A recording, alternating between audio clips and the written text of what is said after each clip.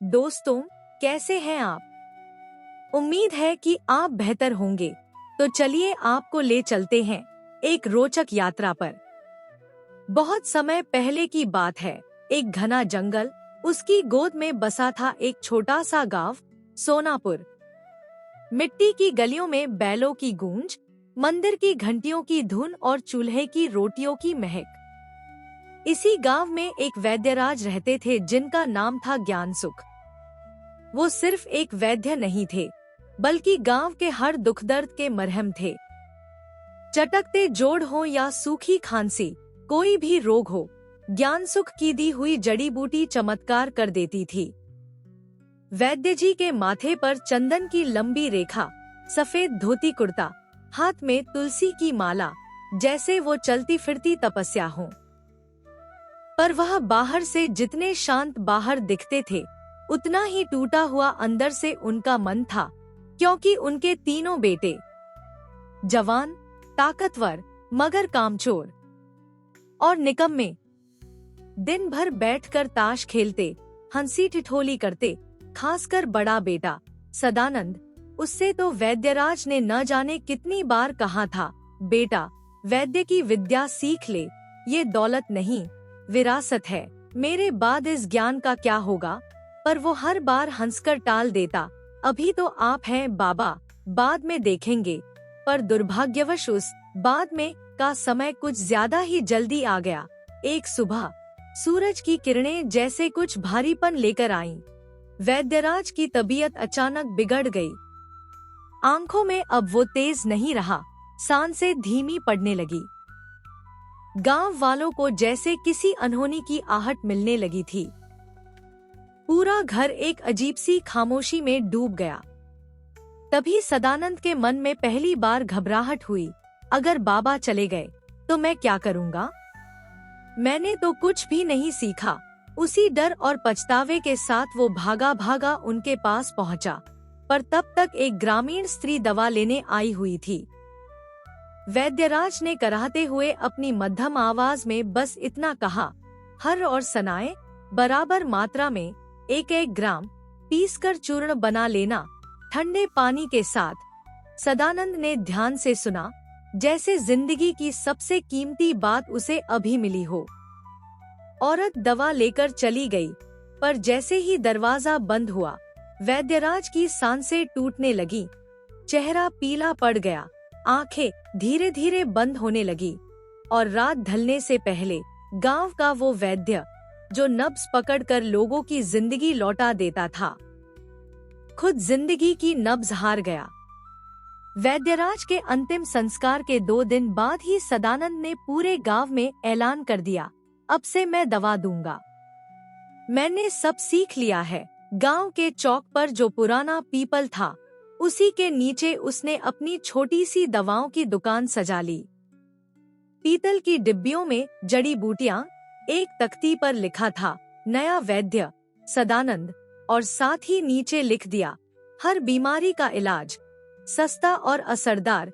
लेकिन सुबह से शाम हो गई, पंछी अपने घोंसलों में लौट आए, गांव की गलियां सुनसान होने लगी, और सदानंद की दुकान पर एक भी मरीज नहीं आया। चेहरा लटक गया, मन बुझ गया।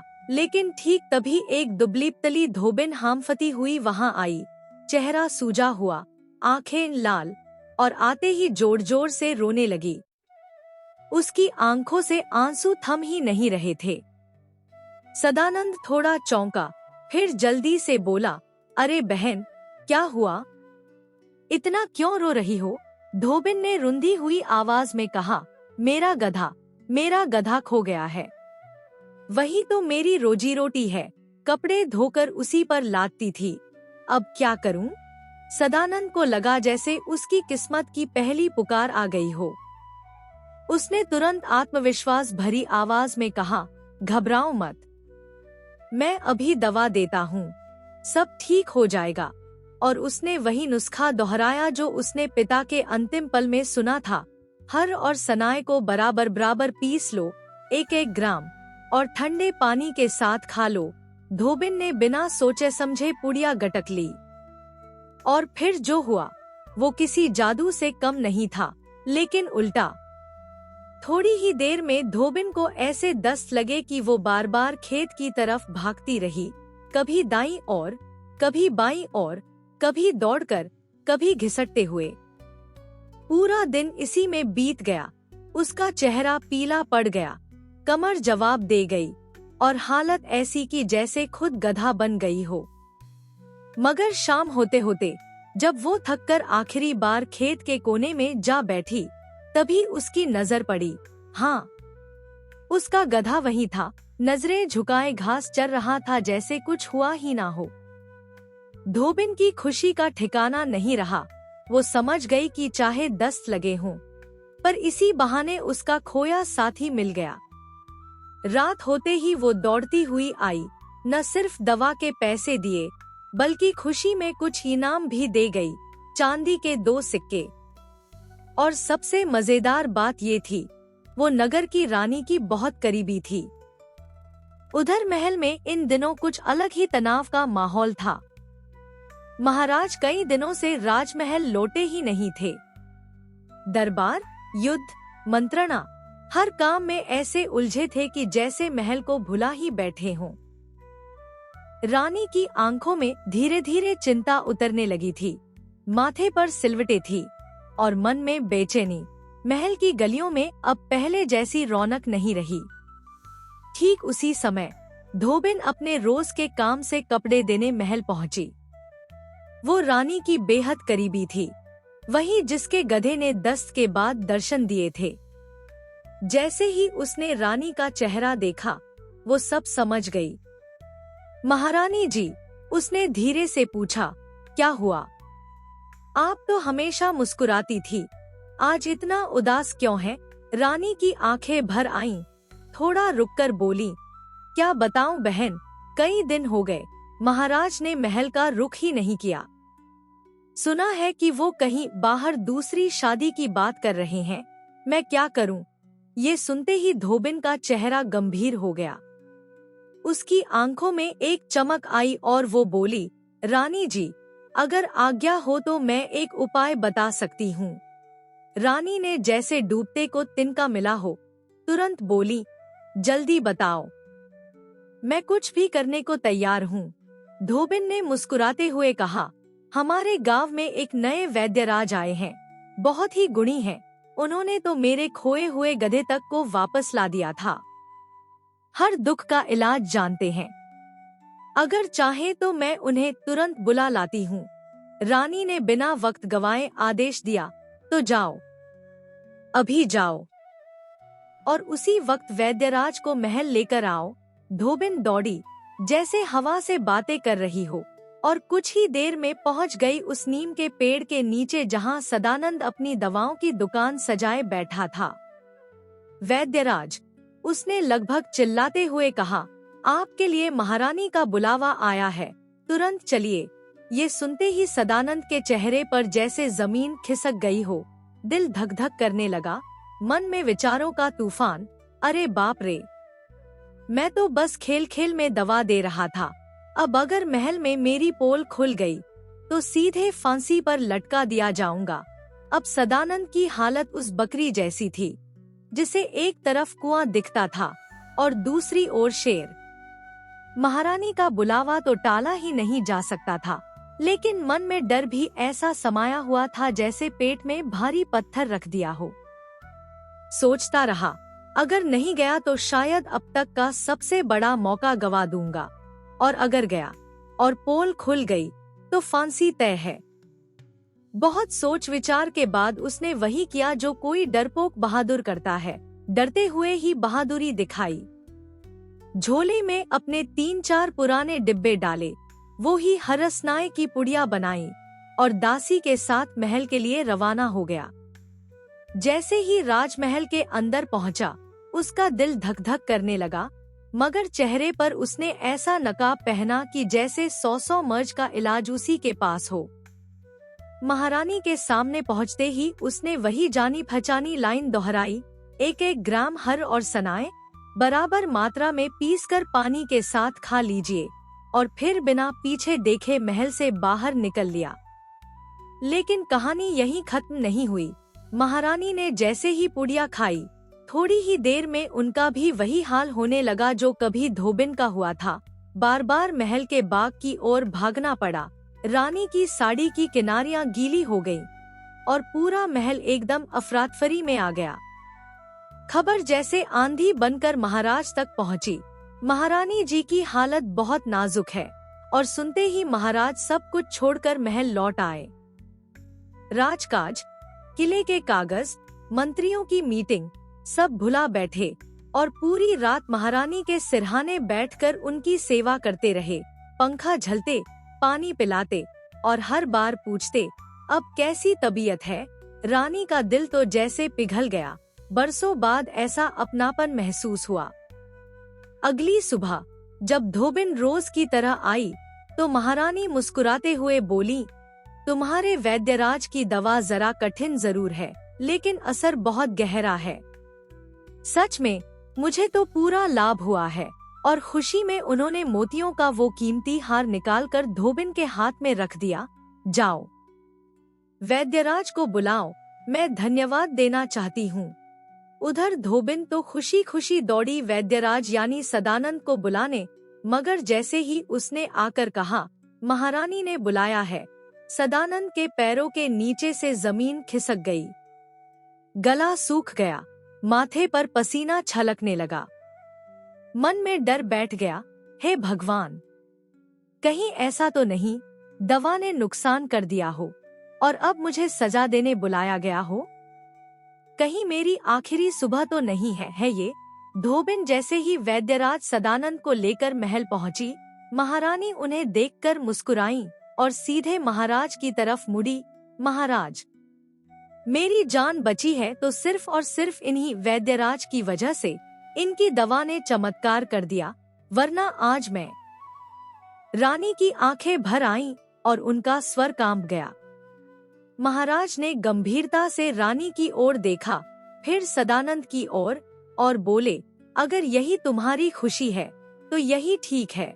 और उसी पल एक ऐतिहासिक घोषणा हुई, आज से सदानंद हमारे राज्य के राजवैद्य होंगे। चारों ओर शंखनाद हुआ, सैनिकों ने जयकारा लगाया और सदानंद की आंखें तो ऐसे फटी की जैसे सपना देख रहे हों। मैं राजवैद्य, उसका तो दिल बल्लियों उछल रहा था। इतनी बड़ी जिम्मेदारी, इतनी बड़ी इज्जत, और वो भी बिना किसी योग्यता के। लेकिन उसी पल एक ठंडी लहर उसके शरीर में दौड़ गई। अरे ये सब तो मैंने बस नकल करके किया है। जब असली बीमारी सामने आएगी तो क्या करूँगा? अगर पोल खुल गई तो? और किस्मत को मानो मजाक सूझ रहा था, क्योंकि उसकी परीक्षा ज्यादा दूर नहीं थी। कुछ ही दिनों में राज्य की सीमा पर अचानक हमला हो गया।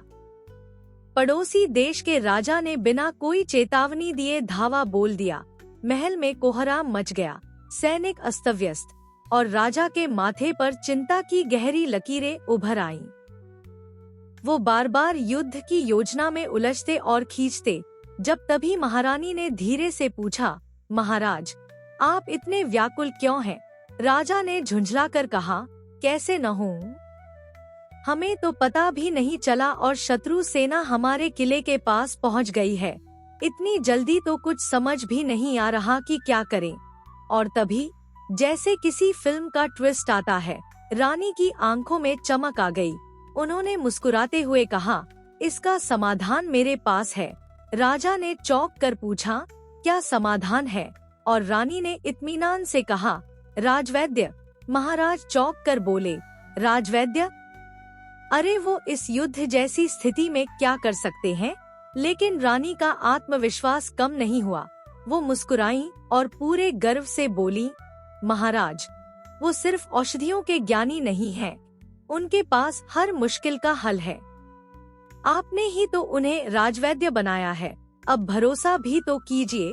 महाराज थोड़ा असमंजस में थे, लेकिन रानी की बात टाल भी नहीं सकते थे। उन्होंने तुरंत दासी को आदेश दिया, जाओ, वैद्यराज को बुलाकर लाओ। उधर सदानंद अपने घर के बाहर आम के पेड़ की छांव में बैठे आराम फरमा रहे थे और मन ही मन सोच रहे थे कि चलो, अब सब कुछ ठीक चल रहा है। तभी दूर से दासी की आवाज आई, वैद्यराज। महाराज ने बुलाया है। ये सुनते ही उनके होश उड़ गए। आंखें फटी की फटी रह गईं और मन में तूफान आ गया। अब क्या हो गया? किसकी हालत खराब हो गई? कहीं रानी को फिर दस्त तो नहीं लग गए? या किसी नए मर्ज का इलाज मांग रहे हैं? दिल की धड़कनें तेज हो गई और माथे से पसीना टपकने लगा। हे भगवान, अब क्या करूं? मुझे तो असली वैद्यक आता ही नहीं। अभी तो जैसे तैसे भाग्य से बच निकला था।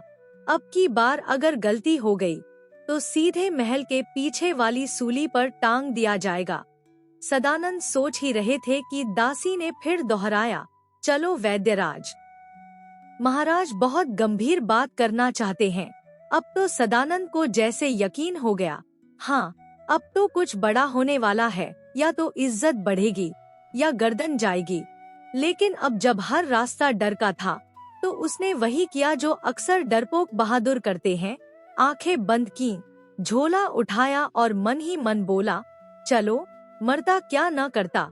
अब जब बुलावा आ ही गया था और हर रास्ता डर से होकर ही जाता था, तो सदानंद ने लंबी सांस ली और वही किया जो अब तक उनका सबसे बड़ा सहारा बन चुका था। हर और सनाए की थैली उठाई, उसे झोले में डाला और तैयार हो गए एक और अनजान यात्रा के लिए। महल में पहुँचे तो दिल ऐसे धड़क रहा था जैसे कोई ढोल बज रहा हो, लेकिन चेहरे पर वही बनावटी गंभीरता और आत्मविश्वास की परछाई।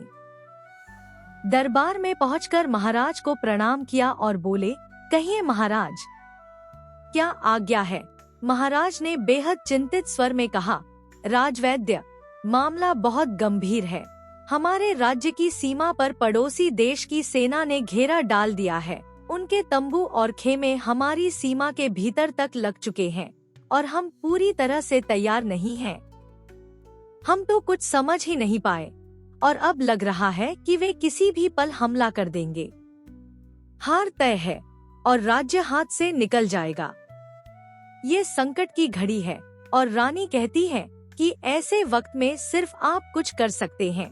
सदानंद की आंखें फैल गईं, गला सूख गया और झोला थोड़ी और भारी लगने लगा।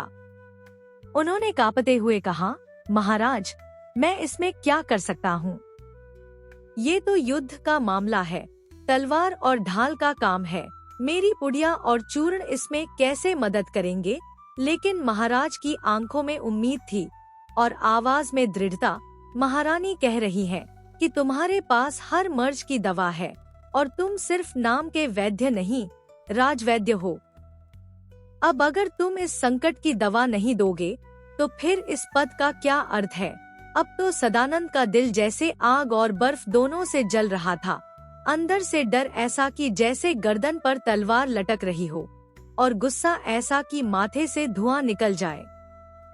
भला बताओ, राज्य पर हमला हो गया है और मुझसे कह रहे हैं कि दवा दो।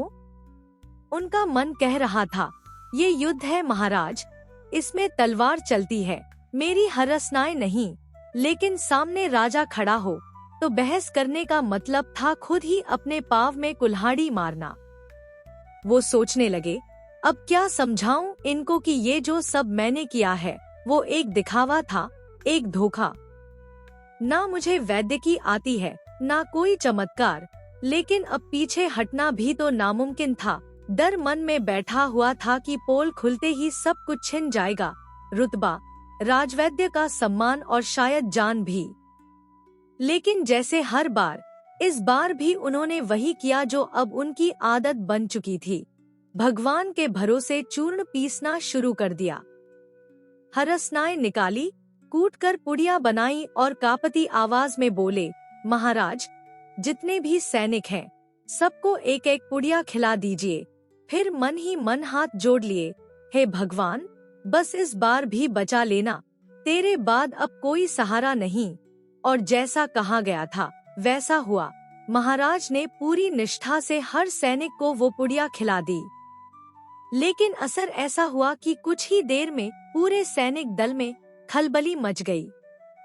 एक एक सैनिक दिन में 20 बार दौड़ लगाने लगा और वो दौड़ युद्ध के मैदान की नहीं, महल के पीछे बने शौचखेत की थी। सारा दिन बस यही क्रम चलता रहा। सैनिक आते, पुड़िया का असर होता और वे भागते और फिर लौटते और फिर भागते।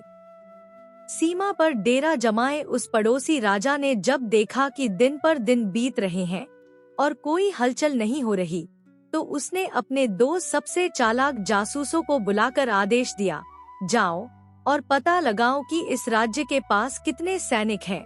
हमारी सेना बड़ी है या उनकी, उसी हिसाब से हम हमला करेंगे। दोनों जासूस अगले ही सुबह एक ऊंचे टीले पर चढ़कर खड़े हो गए। सूरज भी ठीक से निकला नहीं था, पर इनकी आंखें पूरी तरह खुली थी। नीचे खाई के उस पार, जो महल के परकोटे के पास थी, वहां सैनिक एक एक करके दिशा मैदान यानी शौच के लिए आना शुरू हुए। अब इन दोनों जासूसों के खुराफाती दिमाग ने एक शानदार आइडिया निकाला। भाई, जब जब कोई सैनिक लोटा लेकर आता है, तब तब हम गिनती करें, हर लोटा एक सैनिक। बस फिर क्या था, सूरज उगा, लोटे चले और ये दोनों गिनती में जुट गए। एक गिन रहा था 112, 113, दूसरा नीचे चिल्ला रहा था, अब आ गया। एक और, सुबह से दोपहर हो गई, दोपहर से शाम, और अब तो रात की हवा भी बहने लगी थी, लेकिन लोटों की कतार खत्म होने का नाम ही नहीं ले रही थी। आखिर थककर, पसीने में डूबा हुआ एक जासूस दौड़ता हुआ वापस राजा के पास पहुंचा और हांफते हुए बोला, महाराज, बहुत बड़ी भूल हो गई है, हमें भारी धोखा हुआ है।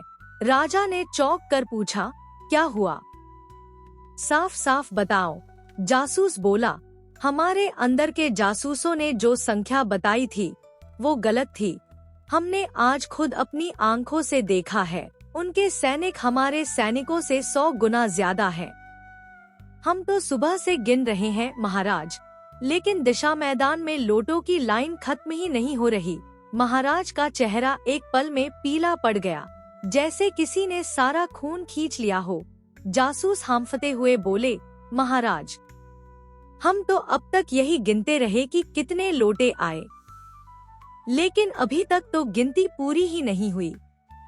ये या तो कोई बहुत बड़ी चाल है या हम किसी भयानक साजिश में फंस गए हैं। राजा घबरा गए, कहीं ऐसा तो नहीं कि हमारे जासूसों को पकड़ लिया गया हो और झूठी खबर देकर हमें जाल में फंसाने के लिए बुलाया गया हो, ताकि हम हमला करें और वो हमारी सेना को मिटा डालें, मुझे बंदी बना लें और फिर राज्य पर कब्जा कर लें। यह सुनते ही जैसे महाराज के होश उड़ गए, आंखें फटी की फटी, मुंह से आवाज भी नहीं निकल रही थी। कुछ पल बाद बोले, तुम दोनों ना होते तो आज तो हमारा सर्वनाश तय था। धन्य हो तुम कि समय रहते हमें सही हालात का पता चल गया। उन्होंने तुरंत सेनापति को बुलवाया और गला साफ करते हुए कड़क आवाज में कहा, सेनापति जी, एक पल भी मत गंवाइए, तुरंत कूच की तैयारी कीजिए। डेरा, तंबू, सारा सामान समेटो और इस जगह से निकल लो। हमारी सेना तो इस राज्य की सेना के आगे कुछ भी नहीं। यह तो 100 गुना बड़ी सेना है, हम सब मारे जाएंगे। सेनापति ने झुककर कहा, जो आज्ञा महाराज। और अगले ही पल पूरे सैन्य शिविर में भगदड़ मच गई। तंबू उखड़ने लगे, घोड़े तैयार होने लगे और एक भारी धूल की लकीर पूरे मैदान में फैल गई। उधर महल के अंदर राजा, महामंत्री, सेनापति और बेचारा सदानंद सब टकटकी लगाए बैठे थे कि बस अब हमला होगा, अभी दुश्मन दरवाजा तोड़ेगा। पूरी रात एक अजीब सी चुप्पी में बीत गई, जैसे तूफान से पहले की शांति। सवेरा होते ही अपने 2 दरबारी जासूसों को भेजा गया यह जानने की आखिर उधर हुआ क्या। वो जब वहां पहुंचे तो हैरान रह गए। सामने कोई तंबू नहीं, कोई सैनिक नहीं, सिर्फ मैदान में उखड़े हुए तंबुओं के गड्ढे और उड़ती हुई धूल थी। राजा के जासूस जैसे ही मैदान से लौटे और महाराज को ये चौंकाने वाली खबर सुनाई कि दुश्मन राजा डर के मारे रातों रात भाग गया है, तो दरबार में खुशी की लहर दौड़ गई। महाराज खुशी से उछल पड़े, जैसे कोई बड़ी जंग बिना तलवार उठाए जीत ली हो। तभी महारानी गर्व से मुस्कुराते हुए बोली, मैंने ही तो कहा था। राजवैद्य की दवा थोड़ी कड़वी है, लेकिन असर ऐसा करती है कि दुश्मन भी रास्ता बदल ले। महाराज भी अब खुलकर मान गए कि यह तो वाकई चमत्कार है। तुरंत सदानंद को दरबार बुलाया गया और फिर जो हुआ वो तो किसी सपने जैसा था। राजकोष के दरवाजे खुल गए, अशर्फियों की झड़ी लगा दी गई और इनाम में एक पूरा महल भेंट कर दिया गया। अब आप यहीं रहिए राजवैद्य जी, हमारे राज्य की शान है आप। और इस तरह जो कल तक गलियों में भटकता था वो आज महलों में राज करता था। सदानंद अब बड़े आराम से राजसी ठाट में रहने लगे। लेकिन कहानी यही नहीं थमती, क्योंकि दो और निठल्ले थे घर में, उनके छोटे भाई परमानंद और ब्रह्मानंद। ये दोनों दिन भर महल में इधर उधर घूमते, खाते, सोते और किसी काम को हाथ तक नहीं लगाते। लेकिन हर दिन जब भाभी की चुपती हुई बातें सुनते, मुस्टंडों, कुछ तो काम कर लो, क्या सारा जीवन ऐसे ही रोटियां तोड़ते रहोगे? तो परमानंद यह सब अखरने लगा। एक रात उसने भाभी को देखकर सीधा जवाब दिया, भाभी अब और नहीं, मैं कल से नौकरी ढूंढने निकलूंगा और करके दिखाऊंगा कि मैं नाकारा नहीं हूँ। परमानंद अब हर सुबह ऐसे निकलता जैसे कोई योद्धा रणभूमि की ओर जा रहा हो, आंखों में आत्मविश्वास का झूठा तेज और मुंह में लंबी लंबी बातें की अब की बार तो पक्की नौकरी मिलकर ही रहेगी। लेकिन सच्चाई ये थी कि जैसे ही गली से निकलता, किसी पेड़ की छांव में बैठ जाता या तालाब के किनारे घंटों मछलियों को ताकता रहता, काम ढूंढने का नामोनिशान तक नहीं। और शाम होते ही वापस लौट आता, सीधे रसोई में घुसता और भरपेट खा पी कर लंबी तान देता। अब सदानंद की पत्नी का शक और चिढ़ दिन ब दिन बढ़ने लगी थी। क्या सच में ये नौकरी ढूंढ रहा है या कहीं मजे करने जा रहा है? हर रोज उसकी भुनभुनाहट तेज होती जा रही थी। कब तक खिलाते रहें इसे? ऐसे मुस्टंडों को तो उठाकर खेत में काम करवाना चाहिए। लेकिन परमानंद था कि हर शाम एक नया बहाना बना लेता। आज तो मैं महल तक गया था, बस थोड़ा सा रह गया था, कल पक्का बात बन जाएगी। उसकी ये डींगे सुनकर भाभी का शक अब गुस्से में बदलने लगा था।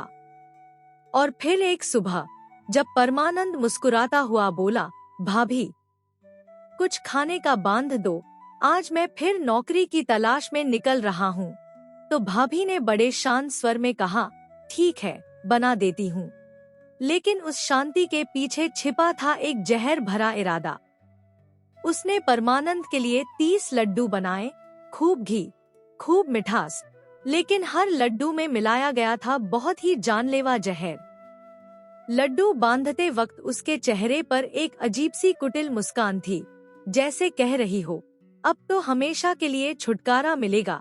परमानंद ने जैसे ही थैला उठाया, खिलखिलाते हुए बोला, भाभी आज तो पक्का नौकरी लेकर ही लौटूंगा। और भाभी ने आंखों में बनावटी ममता भरकर जवाब दिया, हाँ, जलपान बांध दिया है, अब तू बस लौट के मत आना।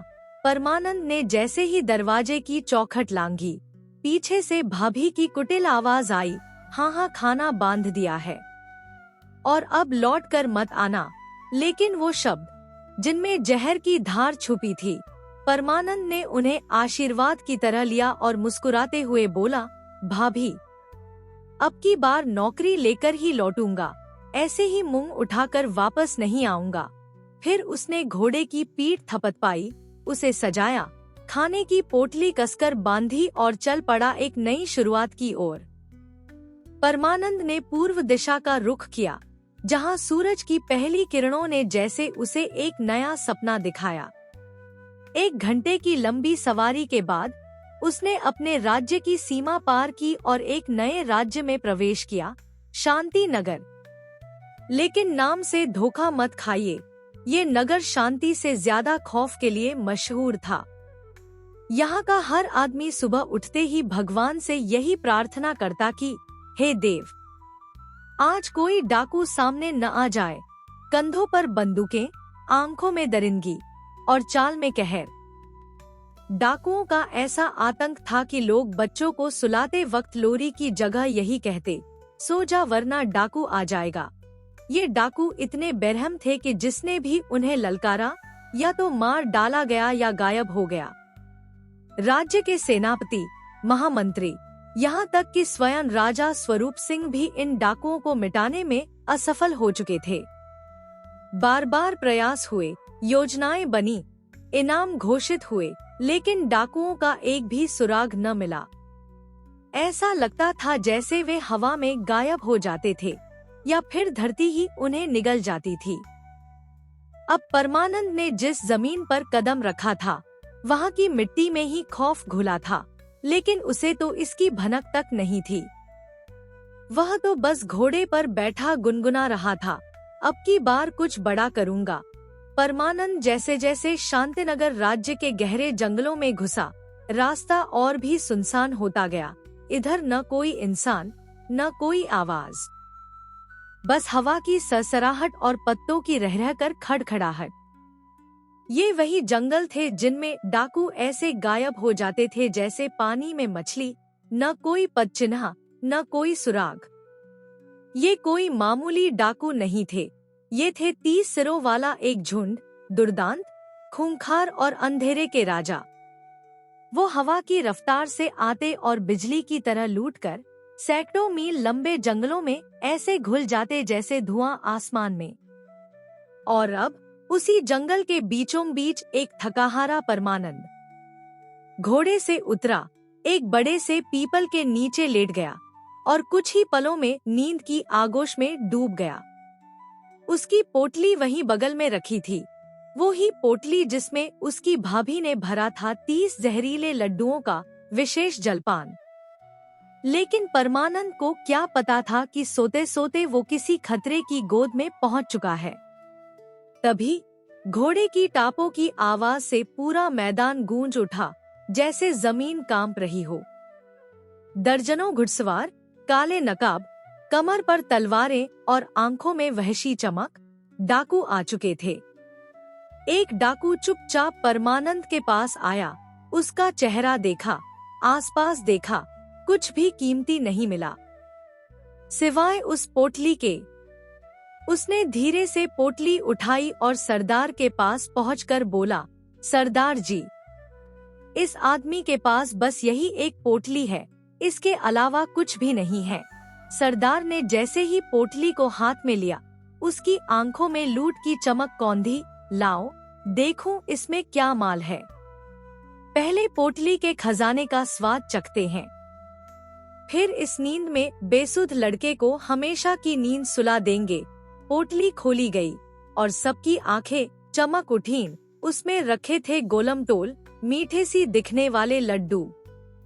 उस वक्त डाकू भूख से बेहाल थे, कई दिनों से जंगल में थे, खाना नसीब नहीं हुआ था और ऊपर से गर्मी में प्यास ने उनका गला सूखा दिया था। उन्हें कुछ सोचने समझने की फुर्सत ही कहाँ थी। कुएं से पानी भरवाया गया और बिना वक्त गवाए एक एक करके सभी डाकुओं ने लड्डू खा लिए, ऊपर से पानी पिया और फिर एक एक करके वे वहीं धरती पर पसर गए जैसे कोई अदृश्य ताकत ने सबको धर दबोचा हो। उधर परमानंद अपनी मीठी नींद में गहरी सांसें ले रहा था। जब उसकी आंखें खुली तो उसने देखा चारों तरफ सन्नाटा है, पर जमीन पर बिखरे हुए हैं 30 लोग जो सांस तक नहीं ले रहे। वो घबरा गया, आंखें फाड़ फाड़ कर एक एक को देखा, हिलाया डुलाया पर कोई हिला तक नहीं। उसके माथे पर पसीना आ गया, लेकिन जैसे ही उसने गौर से देखा तब पहचान गया, अरे ये तो वही 30 डाकू हैं जिनका डर मेरे राज्य तक फैला हुआ था, जिनका नाम सुनकर गांव के लोग घरों के दरवाजे बंद कर लेते थे। और अब ये सारे एक ही जगह उसके सामने। जैसे ही परमानंद ने चारों ओर पड़े डाकुओं को देखा, उसके मन में एक विचार बिजली की तरह कौंधा, अगर मैं इन सब का कोई सबूत साथ ले जाऊं तो। और तुरंत ही उसने कमर कस ली। हौले हौले एक एक डाकू के कान काटे और उन्हें एक साफ चादर में लपेटकर गांठ बांध दी। फिर अपने घोड़े को कंधे से लगाकर वह शांतिनगर की ओर बढ़ा। शहर पहुंचकर एक सराय में रुका, पेट भरकर खाना खाया, लंबी तान कर सोया।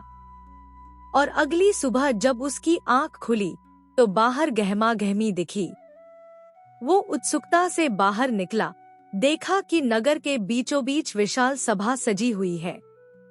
चौक में ऊंचा मंच बना था, जहां राजा, सेनापति और मंत्री सजीद पोशाकों में बैठे थे।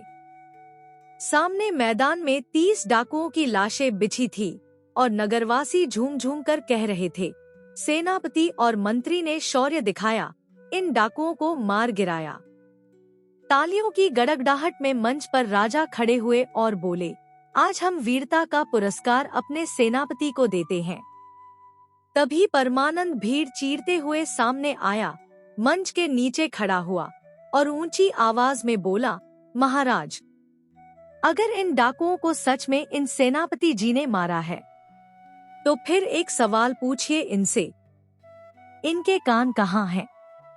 ये सुनते ही सन्नाटा छा गया। लोग एक दूसरे को देखने लगे। मंत्री के चेहरे का रंग उड़ गया। सेनापति की आंखें झपकना बंद हो गईं। और राजा चौंक कर बोले, कान? क्या मतलब है तुम्हारा? सभा में एक पल को सन्नाटा छा गया, जैसे समय थम गया हो। सभी की निगाहें उन डाकुओं की लाशों की तरफ घूम गईं और पहली बार किसी ने ध्यान से देखा, सचमुच उनके कान ही नहीं थे। भीड़ से अचानक हलचल मच गई। अरे, इनके तो कान ही गायब हैं। राजा का चेहरा संदेह से भर उठा। उन्होंने भौहें सिकोड़ते हुए सेनापति की ओर देखा और कड़कते स्वर में पूछा, बताओ सेनापति जी, इन डाकुओं के कान कहाँ हैं?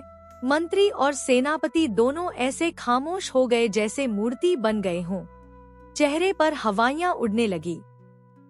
एक दूसरे की ओर देखने लगे, लेकिन मुंह से एक शब्द तक नहीं निकला। तभी परमानंद 2 कदम आगे बढ़ा। उसकी आवाज में गूंजता हुआ आत्मविश्वास था। इनसे क्या पूछते हो महाराज? इनका झूठ तो अब खुल ही चुका है। इन डाकुओं को मारा है तो मैंने, और ये दोनों बस अपनी गर्दन ऊंची कर महल में वाहवाही लूटने आए हैं। राजा ने थोड़ा झिझकते हुए मंत्री और सेनापति की तरफ देखा और कहा, सेनापति जी, क्या यह सत्य कह रहे हैं? लेकिन वहाँ कोई जवाब नहीं आया। उसी घड़ी परमानंद ने अपनी पोटली खोली और एक झटके में वही चादर सबके सामने फेंक दी, जिसमें डाकुओं के 30 कान बड़े करीने से लिपटे हुए थे। पूरा दरबार हक्का बक्का रह गया। राजा के चेहरे पर अब गंभीरता की जगह उत्सुकता थी। परमानंद ने सीधे राजा की आंखों में आंखें डालकर कहा, महाराज, ये रहे उन डाकुओं के कान, और यही है असली सबूत। मैं झूठ नहीं बोल रहा, मैंने ही उन्हें मारा है। और आपके ये मंत्री सेनापति तो बस तैयार लाशों पर झंडा गाड़ने आ गए थे। जैसे ही परमानंद ने सबूतों के साथ अपने साहस की गाथा सबके सामने रखी, महाराज की आंखों में आक्रोश की लपटें दौड़ गईं। उन्होंने तुरंत अपने सिंहासन से उठकर आदेश दिया, सेनापति जी, अब आप अपने पद से मुक्त हैं। पूरे दरबार में सन्नाटा छा गया और वहीं खड़े परमानंद को न सिर्फ सेनापति घोषित किया गया, बल्कि उन्हें 30 मार खां की उपाधि से सम्मानित भी किया गया, जिसका मतलब था वो अब सिर्फ बहादुर नहीं, बल्कि अद्भुत, अपराजय और इतिहास में दर्ज होने वाले योद्धा बन चुके थे। धीरे धीरे परमानंद के दिन बदलने लगे। जहां कल तक वो काम की तलाश में भटकता था, वहीं आज उसके पास धन, वैभव, सम्मान और राज्य की सेना की कमान थी। लेकिन समय हर किसी की परीक्षा लेता है और परमानंद की असली अग्नि परीक्षा अब शुरू होने वाली थी। पुराने सेनापति ने भले ही पद खोया, लेकिन उन्होंने भी अपना वचन निभाया। अपनी बेटी का विवाह परमानंद से कर दिया और इस साहसी नवयुवक के साथ रिश्ता जोड़ा। अब परमानंद न सिर्फ सेनापति थे, बल्कि पूर्व सेनापति के दामाद भी। सारे नगर में उत्सव का माहौल था। और लग रहा था जैसे जीवन की गाड़ी अब पूरी रफ्तार में चल पड़ी हो। लेकिन इतिहास गवाह है, जहाँ सत्ता होती है वहाँ संघर्ष भी आता है। ये वही समय था जब छोटे छोटे राज्यों के बीच लगातार युद्ध होते रहते थे। जिसकी सेना कमजोर पड़ी, उस पर दूसरा राज्य झपट पड़ता था, उसे अपने अधीन करता और उसका नामोनिशान मिटा देता था। शांति नगर के बगल में फैला था कीर्ति नगर का साम्राज्य, जहाँ का राजा था दुर्जन सिंह, नाम जैसा स्वभाव, क्रूर, लालची और धूर्त। बरसों से उसकी नजर शांति नगर पर थी और वह राजा स्वरूप सिंह को एक कमजोर, डरे सहमे और साहसविहीन शासक समझता था। अक्सर वह छिटपुट हमले करवाता, गांवों में आग लगवाता और अपनी सेनाओं को सीमा तक भेजकर दहशत फैलाता रहता, और राजा स्वरूप सिंह बस किसी तरह अपनी सीमाएं बचा लेते। मगर अब हालात बदल चुके थे। अब उनके पास था एक ऐसा योद्धा, परमानंद, जिसने बिना तलवार उठाए ही 30 डाकुओं का नामोनिशान मिटा दिया था। उस वीरता की गूंज अभी भी महलों की दीवारों से टकरा रही थी, और उसी गूंज ने राजा स्वरूप सिंह के भीतर एक नई आग जगा दी थी। उम्र के उस पड़ाव पर, जहां शरीर थक जाता है, वहां उनकी आत्मा जोश से भर उठी, मानो वर्षों की दबाई गई वीरता को एक रास्ता मिल गया हो। उन्होंने फौरन दरबार बुलाया, चेहरे पर जोश, आवाज में गर्जना, अब और नहीं, अब हमें ही हमला करना होगा। मंत्रीगण, सामंत, दरबार के बड़े बड़े अधिकारी हैरान थे। ये वही राजा स्वरूप सिंह थे जो कल तक दुर्जन सिंह का नाम सुनकर चिंतित हो उठते थे। पर इस बार उन्होंने न सलाह ली, न ही इंतजार किया। और हैरत की बात ये कि उन्होंने अपने सेनापति परमानंद से भी कुछ नहीं पूछा। बिना किसी चेतावनी या विचार विमर्श के सीधे युद्ध की योजना बना डाली। अरे भाई, अब पूछने जैसी कौन सी बात रह गई थी? जब शांति नगर के पास परमानंद जैसा वीर और जरा सा भी डर न मानने वाला योद्धा था, तो फिर डर किस बात का? राजा स्वरूप सिंह जोश में ऐसे डूबे कि मानो जीत तो पहले ही पक्की हो गई हो। उन्होंने सभा में सिंहासन से उठते हुए ऊंची आवाज में ऐलान किया, सेनापति परमानंद, अपनी सेना सजाओ, कीर्ति नगर पर ऐसा हमला करो कि दुर्जन सिंह अपनी 7 पीढ़ियों तक भूल न पाए। ये कहते ही उन्होंने एक जोरदार ठहाका लगाया, इतना गूंजता हुआ और विकट की पूरा सभा भवन जैसे कांप उठा। मंत्रीगण एक दूसरे की तरफ देखने लगे, कुछ डर के मारे, कुछ हैरानी से। पर इसी गूंजते अट्टहास के बीच परमानंद की आंखों में गुस्से की लपटें जलने लगी। उसने मन ही मन सोचा, काश मेरी भाभी के जहरीले लड्डू में से 2 बचे होते, तो मैं इस राजा को भी खिला देता। अब उसे समझ आने लगा था कि असली दुश्मन कौन है, राजा की मूर्खता या दुर्जन सिंह की ताकत। मगर वो बस सोच ही पाया, कह कुछ नहीं सका। इस बीच राजा फिर गरजे, सेनापति जी, युद्ध के लिए निकलने से पहले अपना घोड़ा चुन लीजिए। अस्तबल के भीतर घोड़ों की टापें जैसे पूरे वातावरण में जोश की धड़कनें भर रही थी। चमचमाते, ऊर्जावान घोड़े एक के बाद एक कतार में सजे खड़े थे। पर उन्हीं के बीच एक घोड़ा था जो 3 टांगों पर खड़ा था और चौथी टांग हल्के से ऊपर उठाए हिला रहा था, जैसे कह रहा हो, भाई मैं थोड़ा अलग हूँ। परमानंद की नजर उसी पर अटक गई। उसने सोचा, बिल्कुल बढ़िया, ये तो लंगड़ा है, धीरे धीरे चलेगा, बाकी सब जाएंगे युद्ध लड़ने और मैं पीछे रह जाऊंगा। लड़ाई भी ना करनी पड़े और सेनापति बना रहूं। वाह क्या जुगाड़ है। बिना देर किए उसने उस घोड़े को चुन लिया। जब उसने उस घोड़े की लगाम पकड़ी तो मंत्री उसकी तरफ देखकर मुस्कुराया और राजा के कान में धीरे से कहा, महाराज देखिए, क्या जबरदस्त नजरिया है हमारे सेनापति जी का। इन्होंने वो नस्ल वाला घोड़ा चुना है जो सबसे तेज दौड़ता है।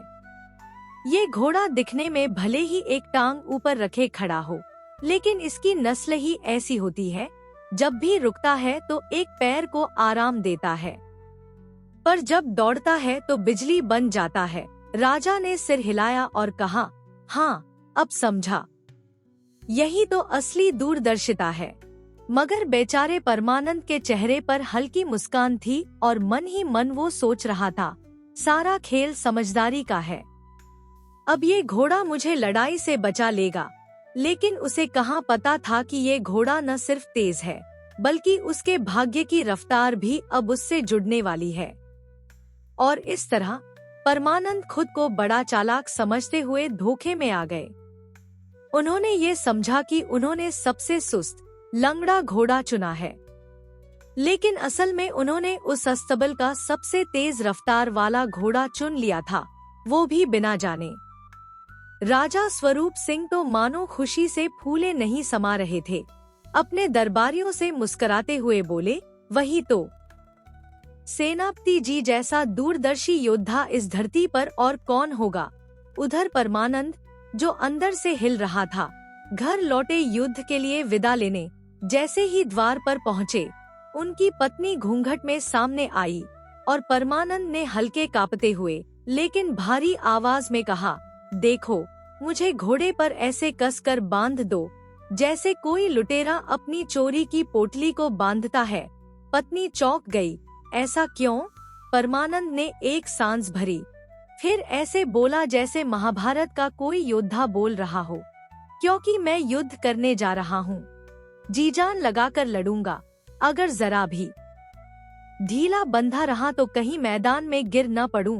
पत्नी को उसकी बातों में वीरता से ज्यादा डर की झलक दिख रही थी, लेकिन उसने कुछ कहा नहीं, बस मन ही मन मुस्कुराई और वैसा ही किया जैसा कहा गया। उसने उसे कसकर घोड़े से बांध दिया, कमर में 2 चमकती तलवारें टांगी और 2 उसकी मुट्ठियों में पकड़ा दी। अब परमानंद, जो मन ही मन सोच रहा था कि अब इस बहाने शायद मैं आगे न जा पाऊं, और फिर वो घड़ी भी आ गई जिसकी परमानंद को सबसे ज्यादा दहशत थी, युद्ध के लिए रवाना होने का समय। परमानंद ने जैसे ही अस्तबल के बाहर कदम रखा, वो तेज हवा की तरह भागता घोड़ा तैयार खड़ा था, वही घोड़ा जिसे उन्होंने लंगड़ा समझकर चुना था। पर अब जैसे ही वो उस पर सवार हुए और सेना के साथ रवाना हुए, उस घोड़े ने जो रफ्तार पकड़ी, परमानंद की तो जैसे आत्मा ही कांप उठी। जिस घोड़े को उन्होंने सुस्त समझा था, वो तो बिजली से भी तेज भाग रहा था। हवा उसके पैरों को छूने से पहले ही पीछे छूट रही थी। परमानंद का चेहरा एकदम पीला, आंखें फटी हुई, होठों से बुदबुदाहट, हे भोलेनाथ, हे माँ दुर्गा, आज बचा लो। लेकिन उनके मुंह से निकलती आवाजें जोश से भरे रण नगाड़ों और शंखों की गूंज में ऐसे घुल गईं कि पूरी सेना को लगा कि सेनापति जोश में चिल्ला रहे हैं, आगे बढ़ो, रण में डट जाओ। सैनिक भी उनके पीछे हौसला लेकर दौड़ पड़े।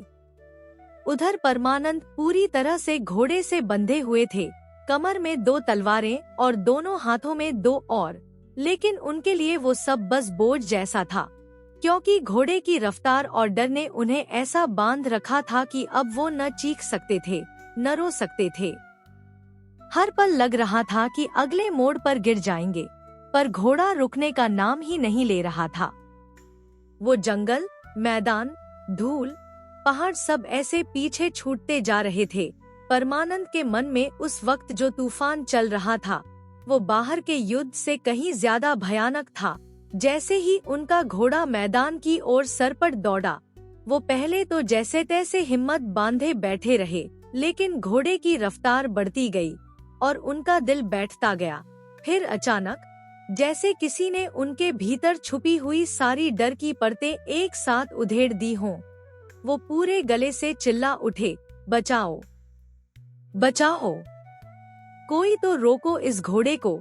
रणभूमि में नगाड़ों की धमक और रणभेरी की गूंज के बीच उनकी चीखें सैनिकों को जोश से भरी हुई युद्ध पुकार लगी।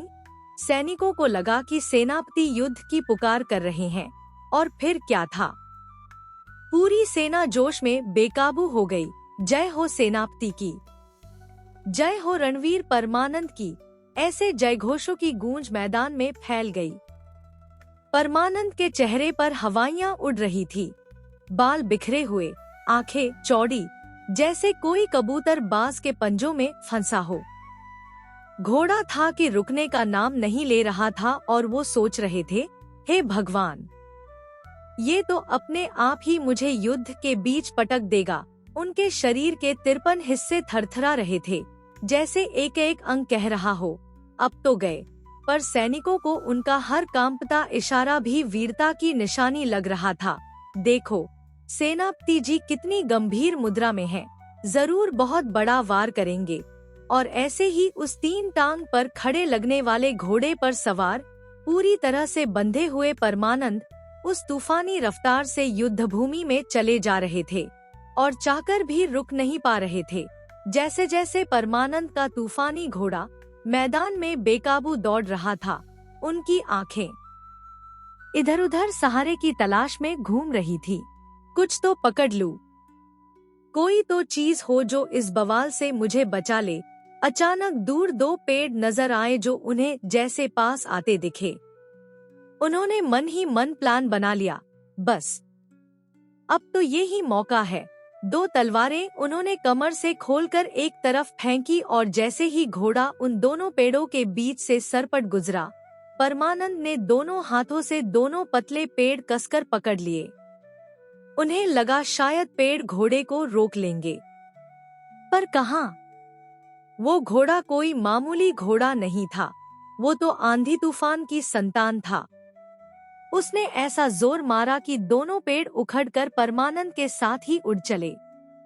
अब परमानंद के हाथों में 2 जड़ से उखड़े हुए पेड़ थे और वो खुद घोड़े की पीठ पर बंधे हुए पेड़ों को दोनों तरफ लहराते हुए आगे बढ़ रहे थे, मानो कोई स्वर्ग का रौद्र दूत प्रकट हो गया हो। उनके बाल हवा में उड़ रहे थे, आंखों में डर और चेहरों पर भयानक गंभीरता, और गले से निकलती लगातार दहाड़, बचाओ, अरे कोई तो रोको इसे। मगर सुनाई न देने के कारण बाकी सब सैनिक समझ रहे थे कि ये कोई युद्ध नारा है और उनका जोश 7वें आसमान पर पहुंच गया। उधर कीर्ति नगर की सीमा पर सेनापति और उसकी सेना युद्ध के लिए तैयार खड़ी थी। लेकिन जैसे ही सामने से उखड़े हुए पेड़ों के साथ परमानंद का भयंकर रूप दिखाई दिया, वो दहाड़ते हुए, बाल बिखरे हुए, पेड़ हाथों में थामे घोड़े पर सवार आ रहे थे, तो कीर्ति नगर का सेनापति कांप उठा। उसका चेहरा फीका पड़ गया और वो मन ही मन बुदबुदाया, हे देव, यही है वो 30 मार खां जिसके किस्से सुने थे। पर यह तो कल्पना से भी भयावह निकला। जैसे ही परमानंद पेड़ों को हाथों में उठाए, विकराल रूप में गरजते हुए दुश्मन की ओर बढ़े, सामने खड़े कीर्ति नगर के सेनापति के पैरों तले जमीन खिसक गई। उसका दिल धक धक करने लगा। उसने आंखें फाड़कर देखा, ये 30 मार खां इंसान है कि दैत्य जो तलवार नहीं, पेड़ों से युद्ध करने आया है। उसके मन में घबराहट की लहर दौड़ पड़ी और वो सोचने लगा, हे देव, अगर ये मुझे पकड़ लेगा तो मैं तो झटपट चींटी की तरह मसल जाऊंगा। एक ने दूसरे की ओर देखा और सबकी आंखों में एक ही सवाल था, अब क्या करें? लेकिन जब सेनापति ही भाग जाए तो सैनिकों की क्या बिसात। सब के सब जान बचाने को दौड़ पड़े और कुछ ही पलों में कीर्ति नगर की विशाल सेना मैदान छोड़कर दूर दूर तक भागती नजर आई। मैदान सूना हो चुका था और पीछे रह गई थी सिर्फ परमानंद की सेना, जो अब अचानक इस अद्भुत और अकल्पनीय जीत से फूली नहीं समा रही थी। रणभूमि में जय घोष गूंजने लगे, महावीर सेनापति परमानंद की जय हो, सेनापति परमानंद की जय हो। परमानंद अभी भी घोड़े से बंधे हुए थे, मगर अब उन्हें उतरने की जरूरत ही नहीं पड़ी। सैनिकों ने उन्हें वहीं से खोलकर अपने कंधों पर उठा लिया। उनकी आंखों में गर्व था, दिल में जीत की चमक थी। और परमानंद, उन्हें खुद विश्वास नहीं हो रहा था कि ऐसा भी कुछ हो सकता है, कि डरते डरते जो चले थे वही योद्धा बनकर लौटे हैं, मैदान फतह कर चुके हैं और अब भीड़ उन्हें 30 मार खां, 30 मार खां, सेनापति परमानंद की जय हो कहकर आसमान गूंजा रही है। कीर्ति नगर की हार के बाद जब राजा दुर्जन सिंह ने खुद संधि का प्रस्ताव भेजा और स्वरूप सिंह की अधीनता स्वीकार की, तो जैसे शांति नगर की तकदीर ही पलट गई। अब कीर्ति नगर पूरी तरह स्वरूप सिंह के अधीन था और एक छोटे से घबराए हुए राज्य ने अब अपने सबसे बड़े दुश्मन को भी झुका दिया था। राजा स्वरूप सिंह के वर्षों पुराने सपने, जिनमें वो एक दिन दुर्जन सिंह जैसे बलशाली राजा को परास्त करते हुए देखना चाहते थे, आज सच हो चुका था। उनकी आंखों में चमक थी, चेहरे पर गर्व और दिल में परमानंद के लिए असीम प्रेम। दुर्जन सिंह ने अपनी हार स्वीकारते हुए शांति नगर को न सिर्फ श्रद्धा से नमन किया, बल्कि परमानंद के लिए बेशुमार दौलत भी भेजी। हाथियों के झुंड, शानदार नस्ल के घोड़े और चांदी के थालों में लदे हुए हीरे जवाहरात और चमचमाते हुए सोने की अशर्फियां। और जब विजयी सेना परमानंद की अगुवाई में नगर लौटी, तो नगरवासियों ने ऐसा स्वागत किया जो आज तक किसी ने न देखा था न सुना था। सड़कों पर फूलों की बारिश हो रही थी, हर गली में ढोलन गाड़ों की गूंज थी और हर घर की छत से 30 मारखां के जयघोष सुनाई दे रहे थे। सेनापति परमानंद का भव्य जुलूस निकाला गया, जिसमें नगर की प्रजा उन्हें ऐसे निहार रही थी जैसे कोई स्वर्ग से उतर कर आया हो। राजा स्वरूप सिंह ने पूरे राज्य का खजाना खोल दिया और परमानंद को ससम्मान एक आलीशान महल भेंट किया, एक ऐसा महल जिसमें वैभव, सम्मान और प्रेम की छाया थी। अब परमानंद सिर्फ सेनापति नहीं थे, बल्कि राजा के सबसे विश्वासपात्र, सबसे खास और प्रजा के सबसे प्रिय नायक बन चुके थे। और इस तरह वो दिन जो कभी भटकते और तिरस्कार से भरे थे, अब बदल चुके थे। अब परमानंद के दिन सम्मान, सुकून और अद्भुत सुख के संग बीतने लगे थे। नगर में अब परमानंद के किस्से बच्चे बच्चे की जुबान पर थे। महलों से लेकर सड़कों तक हर कोने में बस एक ही नाम गूंजता था, 30 मारखां। लेकिन शांति के इन दिनों की उम्र ज्यादा लंबी नहीं थी। किस्मत शायद परमानंद की परीक्षा पूरी करने के मूड में नहीं थी। एक शाम जब परमानंद अपने महल के आंगन में बैठे तुलसी को पानी दे रहे थे, तभी दरबार से एक दूत हांफता हुआ आया। सेनापति जी, जल्दी चलिए, एक राजदूत आया है, दूर देश से, और बहुत ही गुप्त और गंभीर संदेश लेकर आया है। दरबार में पहुँचे तो देखा, एक लंबा, नीली पगड़ी और मोरपंख लगे साफे वाला व्यक्ति महाराज के सामने झुका हुआ खड़ा है। उसकी आंखों में डर और माथे पर पसीना था। महाराज, मैं सूर्यगढ़ से आया हूँ। हमारे राज्य पर एक अजीब सा संकट आ गया है और सुना है कि शांति नगर में एक वीर पुरुष रहते हैं जिनका नाम 30 मारखां है। हमें उनकी सहायता चाहिए। राजा स्वरूप सिंह ने गर्व से परमानंद की ओर देखा, लेकिन परमानंद का चेहरा अचानक बुझ गया। अब कहाँ फंसने वाला हूँ, उन्होंने मन ही मन सोचा। लेकिन जनता की नजरें, राजा की उम्मीदें और इतिहास के पन्ने सब उनकी तरफ देख रहे थे। अब कहानी ने मोड़ लिया। सूर्यगढ़ एक दूरवर्ती पहाड़ी राज्य, जहाँ की खदानों में से अचानक अजीब ध्वनियां आने लगी थी। वहाँ के सैनिक डर के मारे पहाड़ियों में जाना बंद कर चुके थे। लोगों का कहना था कि रात के अंधेरे में कोई शक्तिशाली बंजारा गिरोह उन पहाड़ियों में छिपकर व्यापारियों की हत्या करता है और उनका माल लूट लेता है, लेकिन किसी ने उन्हें देखा नहीं था। राजाओं और रक्षकों के तमाम प्रयास विफल हो चुके थे। अब सूर्यगढ़ की प्रजा टूट रही थी। राजा स्वरूप सिंह ने दरबार में सबके सामने ऐलान किया, परमानंद जी, अब समय है आपके कौशल का एक बार फिर प्रमाण देने का। सूर्यगढ़ की मदद करना हमारा धर्म है। परमानंद ने भारी मन से हामी भर दी। उन्होंने सोचा, अब जो भी होगा, इस बार मैं डर के नहीं, समझदारी के साथ जाऊंगा। यात्रा शुरू हुई, लेकिन इस बार अकेले नहीं।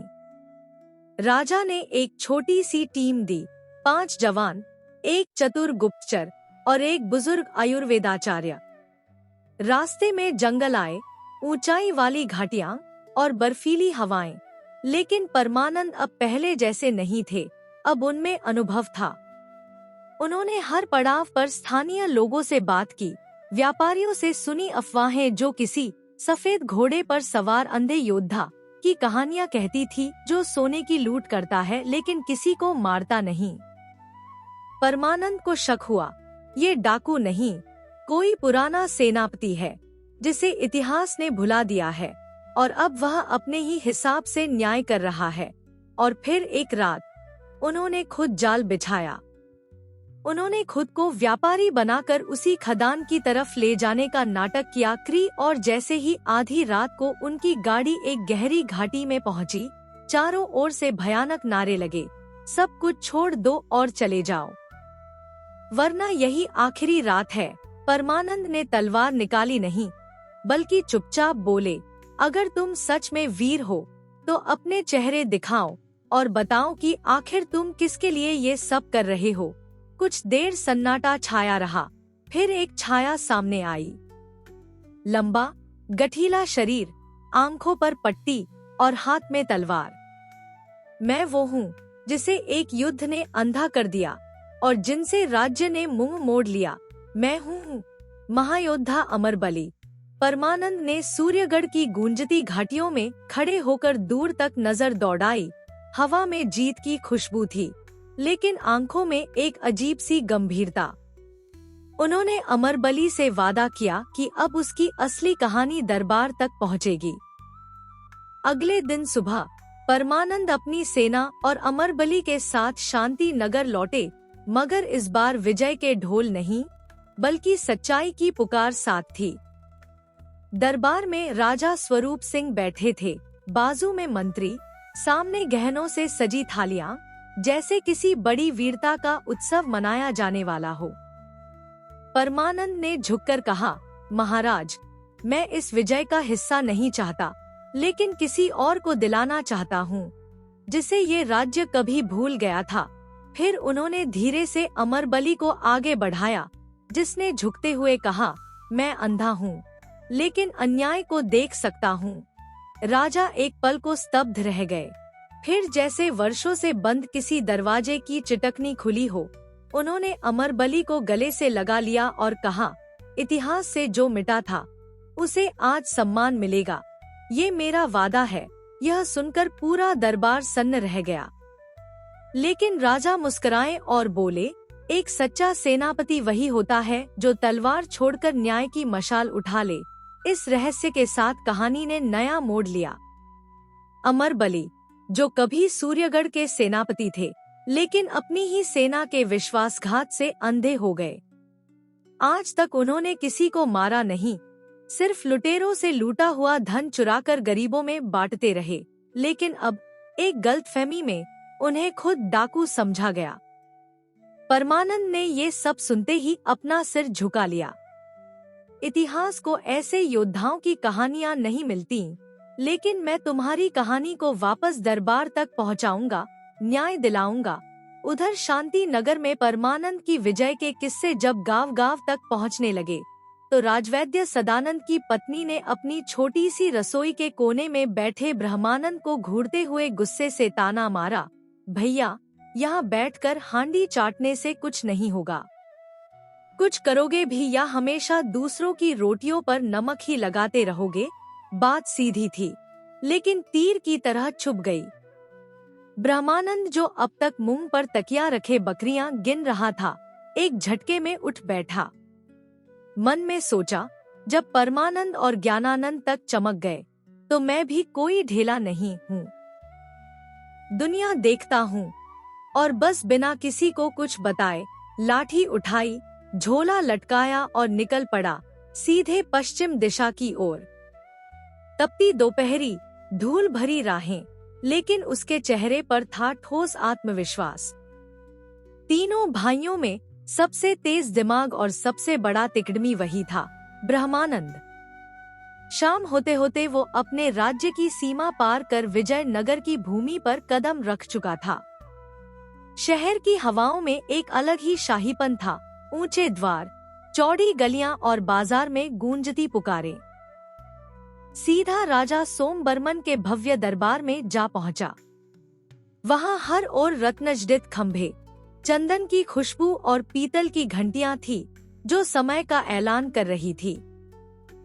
ब्रह्मानंद ने विनम्रता से सिर झुकाकर कहा, महाराज, मेरी बुद्धि भले ही कपड़ों से ढकी हो, लेकिन उपयोग आपके राज में हो सकती है। मुझे अवसर दीजिए। दरबार की फर्श पर ज्यों ही ब्रह्मानंद के ये आत्मविश्वास से भरे बोल गूंजे, राजा सोमवर्मन ने अपनी भारी राजसी मुद्रा में हल्की सी मुस्कान लाई, लेकिन फिर भी चेहरे पर एक कठोरता बनी रही। उनकी आंखें थोड़ी संकुचित हुईं, जैसे किसी नापतोल में लगी हों, और बोले, बोलने का तुम्हारा ढंग तो समझदारी से भरा है, लेकिन केवल बातों से किसी को राज्य का सलाहकार नहीं बना दिया जाता। उन्होंने सिंहासन की टेक से थोड़ा आगे झुकते हुए कहा, ये बताओ, तुम करोगे क्या? कौन सा काम तुम कर सकते हो? ब्रह्मानंद ने बिल्कुल भी घबराए बिना सिर ऊंचा रखते हुए जवाब दिया, महाराज, मुझे सलाहकार बना लीजिए। मेरे भीतर बुद्धि की अग्नि है और मैं राज्य को नई ऊंचाइयों तक ले जा सकता हूँ। राजा सोमवर्मन एक पल को चौंक गए। उनकी भौहें तन गईं और स्वर में हल्की नाराजगी उतर आई। क्या कहा? सलाहकार? और वो भी ऐसे ही? ये कोई हल्की फुल्की कुर्सी नहीं है। राज्य का सलाहकार मेरे सबसे विश्वसनीय लोगों में से एक है। उसे हटाकर तुम्हें कैसे रख दूं? हर आने जाने वाला कहे कि मुझे राज्य संभालने दो, और मैं मान लूं? नहीं, पहले खुद को साबित करो। दरबार में थोड़ी खामोशी छा गई थी। चारों तरफ बैठे मंत्रीगण भी एक दूसरे की ओर देखने लगे, लेकिन ब्रह्मानंद पीछे हटने वालों में से नहीं था। उसकी आंखों में वही तीखापन, वही चालाकी थी जिसने कभी अपने भाइयों को पीछे छोड़ दिया था। वह बोला, महाराज, आप जो भी परीक्षा लेना चाहें, मैं तैयार हूँ। मुझे सिर्फ एक मौका दीजिए। दिमाग में घी ही नहीं, आग भी है, और उस आग को आपके लिए जलाना चाहता हूँ। राजा सोमवर्मन सिंहासन पर थोड़े झुके, अपनी भारी राजसी मुस्कान में हल्की व्यंग्यता लेकर बोले, अरे वाह, तुम तो अपने आप ही को चाणक्य घोषित करने चले हो। चलो, एक काम करो, 3 परीक्षा लूंगा, तीनों में पास हो गए तो तुम मेरे सलाहकार बन जाओगे, और जो रोज का वेतन मांग रहे हो, 1000 स्वर्ण मुद्राएं, वो भी दूंगा। सारा दरबार सन्न था। सबको लगा ये राजी कैसे हो गए, लेकिन असली ट्विस्ट अभी बाकी था। राजा ने हाथ का इशारा किया और बोले, पहली परीक्षा अभी लो। जाकर हमारे बताए स्थान पर बैठो और दिन ढलने से पहले 1000 मुहरे कमा कर लाओ। अगर सच में बुद्धि है तो ये काम मुश्किल नहीं होना चाहिए। ब्रह्मानंद ने बिना हिचक सिर झुकाकर कहा, स्वीकार है महाराज। मगर याद रखिए, मैं परीक्षा में पास हुआ तो फिर सलाहकार की कुर्सी मेरी होगी और 1000 मुहरे रोज की कीमत। राजा मुस्काए, लेकिन तुरंत ही एक नौकर को बुलाया और उसे कान में कुछ फुसफुसाया, तुम इसकी निगरानी करना, एक एक हरकत बताना, आखिर कैसे ये लड़का 1000 मुहरे कैसे लाता है। फिर उन्होंने ब्रह्मानंद को एक गांव के व्यस्त चौराहे के पास भेजा और वहां एक चौकी की तरह एक जगह बैठने को कहा। सूरज सिर पर चढ़ चुका था। गर्मी और उमस दोनों परेशान कर रही थी, लेकिन ब्रह्मानंद चुपचाप बैठा था, ना कोई झुंझलाहट, ना घबराहट।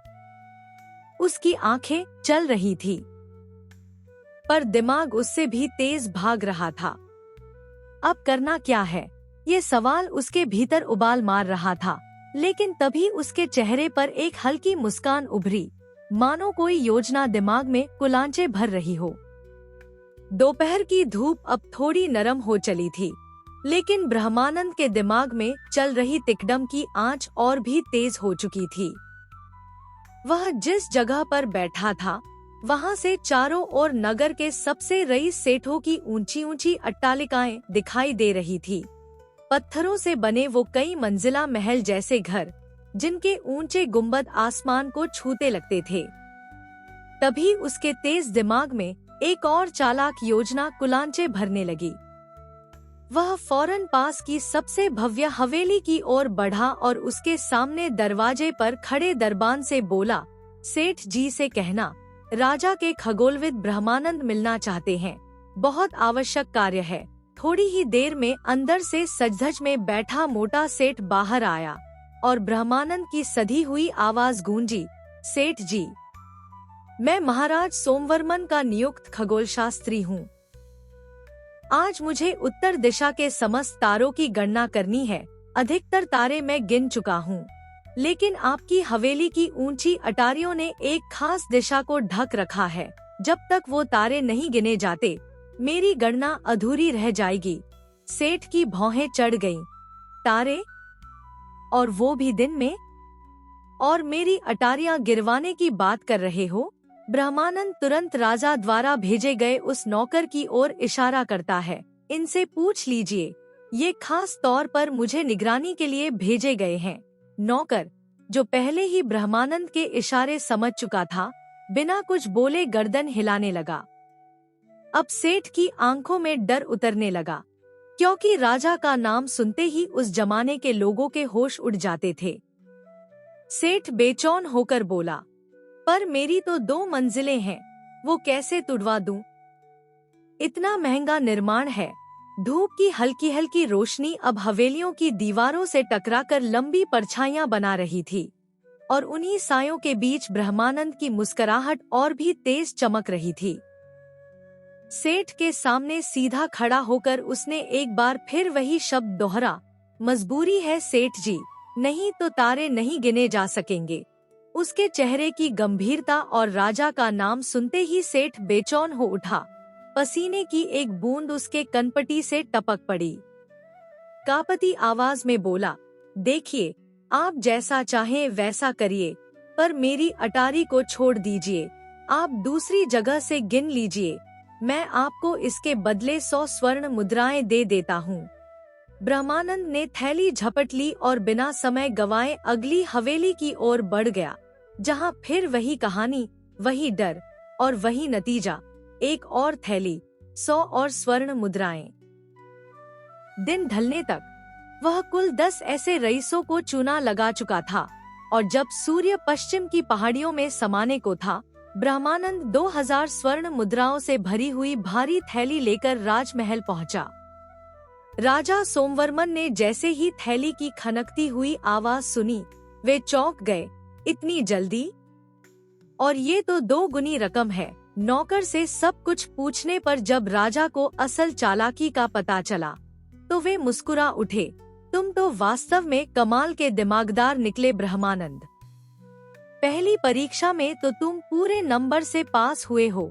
अगले ही दिन सुबह राजसभा में सबके सामने उन्होंने ब्रह्मानंद को बुलाया और कहा, अब तुम्हारी दूसरी परीक्षा है, जाओ, आज तुम्हारी ड्यूटी नदी के पुल पर लगी है। वहीं बैठो और देखो कि क्या तुम वहां से 1000 मुद्राएं फिर से कमा पाते हो या नहीं। सूरज की किरणें जब सुबह की नदी पर पड़ती हैं, तो पानी पर सोने की लकीरें सी उभर आती हैं और उन्हीं सुनहरी लहरों के किनारे अपने अगले मिशन पर ब्रह्मानंद अब जा पहुंचा था। राजा सोमवर्मन की आज्ञा पाकर वह सीधे नदी के पुल पर पहुंचा और वहां का नजारा देखकर कुछ देर ठहर गया। चारों ओर भारी भीड़ थी। सैकड़ों नावें और जहाज माल और सामान लेकर आ जा रहे थे। हर दिशा में गहमागहमी का माहौल था, लेकिन ब्रह्मानंद की आंखों में एक अलग ही चमक थी। वह थोड़ी देर तक शांत बैठा, मानो नदी की हर लहर से कुछ कह रहा हो। फिर उसने आंखें मूंदी और एकदम ध्यान की मुद्रा में बैठ गया, जैसे कोई साधु तप में लीन हो। फिर अचानक उसने आंखें खोली और नदी की तरफ बढ़ा। एक बड़ा जहाज पुल पार करने ही वाला था। तभी ब्रह्मानंद ने हाथ उठाकर उसे रोक दिया। क्री, रुको, रुक जाओ। उसकी आवाज में इतना रौब था कि नाविक चौंक कर वहीं रुक गया। ब्रह्मानंद ने गहरी सांस लेते हुए कहा, मैं यहाँ राजा के आदेश पर लहरें गिन रहा हूँ। ये कोई साधारण काम नहीं है। नदी पर बांध बनने वाला है और उसके लिए लहरों का परिमाप जानना अनिवार्य है। अगर तुम्हारा जहाज ऐसे ही चलता रहा तो मेरी गणना पूरी बिगड़ जाएगी और फिर राजा को कैसे उत्तर दूंगा। धीरे धीरे उसने एक तरफ की सभी नावें और जहाज रोक दिए और फिर दूसरी तरफ के भी। दोनों दिशाओं में लंबी कतारें लग गईं। सामान से लदे जहाज, परेशान व्यापारी, घबराए हुए नाविक, हर कोई दौड़कर ब्रह्मानंद के पास आ रहा था। कोई कहता, भैया निकलने दो, बहुत नुकसान हो रहा है। तो कोई हाथ जोड़कर विनती करता, माल जल्दी पहुंचना है, देर हो रही है। कोई कह रहा था, हमसे 50 मुहरे ले लो और जहाज और नावों को निकल जाने दो। ब्रह्मानंद ने कहा, ठीक है, देखो, मैं देखता हूँ। अब तो थोड़ी ही देर में ब्रह्मानंद के पास मोहरों की ढेरी लग गई थी। सूरज की आखिरी किरणें राजमहल की छत पर पड़ रही थी और ठीक उसी वक्त ब्रह्मानंद अपनी थैली थामे राजमहल की ओर चला आ रहा था। चाल में आत्मविश्वास और चेहरे पर वही पुरानी चालाक मुस्कान।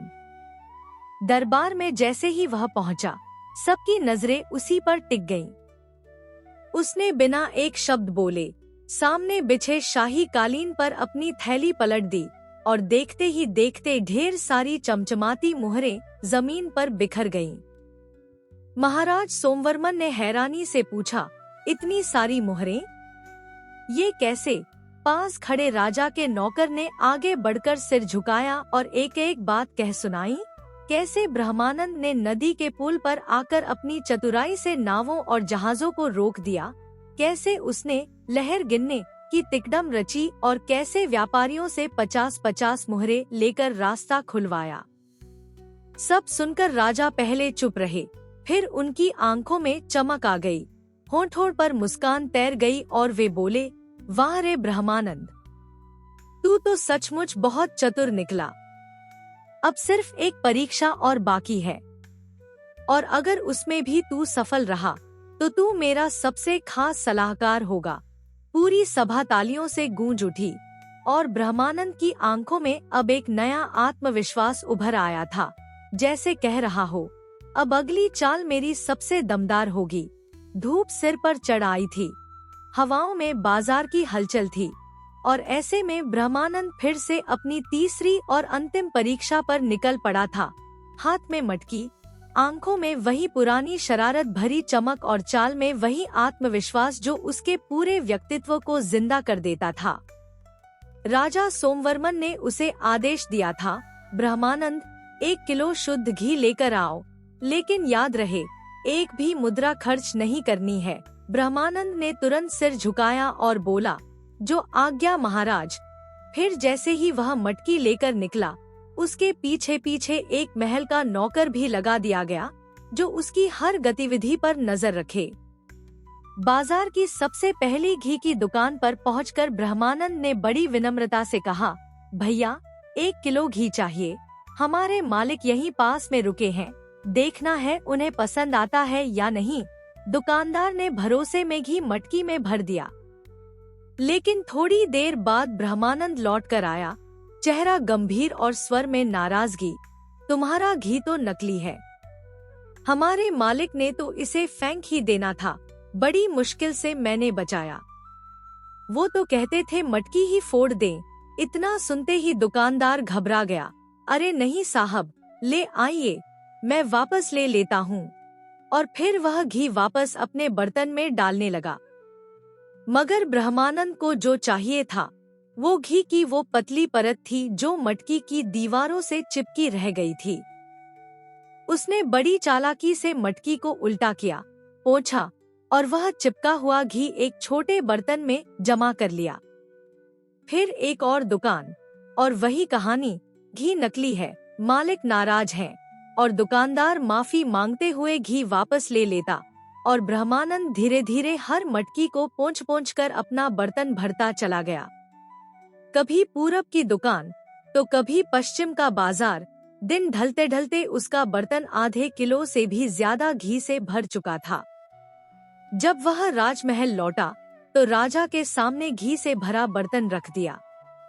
राजा ने आश्चर्य से पूछा, ये पूरा घी बिना एक भी मुद्रा दिए? नौकर ने सिर हिलाया और पूरी घटना सुनाई। राजा ठहाका मारकर हंसे, फिर बोले, ब्रह्मानंद, तू तो सच में अनोखा है। तुझसा चतुर मैंने आज तक नहीं देखा। राजा सोमवर्मन की आंखों में पहले हैरानी और फिर गहरी मुस्कान आ गई। उन्होंने वहीं दरबार में ऐलान कर दिया, अब ब्रह्मानंद ही हमारे नए राज सलाहकार होंगे। और इसी के साथ पहले वाले सलाहकार को हटा दिया गया। समय बीतता गया और ब्रह्मानंद सिर्फ सलाहकार ही नहीं बल्कि राजा का सबसे विश्वासपात्र दाहिना हाथ बन गया। हर बड़ा निर्णय, हर गंभीर मसला अब ब्रह्मानंद के सुझाव के बिना अधूरा माना जाता। और उधर उसके दोनों भाई, जिन्होंने पहले ही जीवन में अपने अपने लक्ष्य पा लिए थे, अब एक दूसरे के साथ प्रेम से मिलते और एक दूसरे की खुशियों में शामिल होते। तीनों भाइयों की राहें अलग थी, पर मंजिल एक थी, संघर्ष से सफलता तक की। तो इस कहानी से हमें यही सीख मिलती है कि असली ताकत न तलवार में होती है, न दौलत में। असली जीत होती है उस दिमाग की जो सही वक्त पर सही चाल चलता है। चतुराई, धैर्य और वक्त की परख, ये तीनों मिल जाएं, तो कोई भी आम इंसान एक दिन सबसे खास बन सकता है। जिंदगी की सबसे बड़ी जंगें अक्सर मैदान में नहीं, सोच में जीती जाती है। और जो सोचता है अलग, वही रचता है इतिहास। तो दोस्तों, कैसी लगी आपको ये चतुराई से भरी अनोखी यात्रा? क्या कभी आपकी बुद्धि ने आपको किसी मुश्किल मोड़ पर बचा लिया है? ऐसा कोई किस्सा हो तो हमें कमेंट में जरूर बताएं। और अगर ये कहानी आपको पसंद आई हो तो लाइक जरूर करें, अपने दोस्तों के साथ शेयर करें और स्टोरी मग को सब्सक्राइब करना बिल्कुल न भूलें, ताकि अगली बार जब कोई नई कहानी लेकर आएं, तो सबसे पहले वही आवाज आपके कानों तक पहुंचे। फिर मिलेंगे एक और नई कहानी में, एक नई सीख, नए किरदार और नए सफर के साथ। तब तक के लिए सुनते रहिए स्टोरी मग की अन्य रोचक कहानियाँ। धन्यवाद। राधे राधे।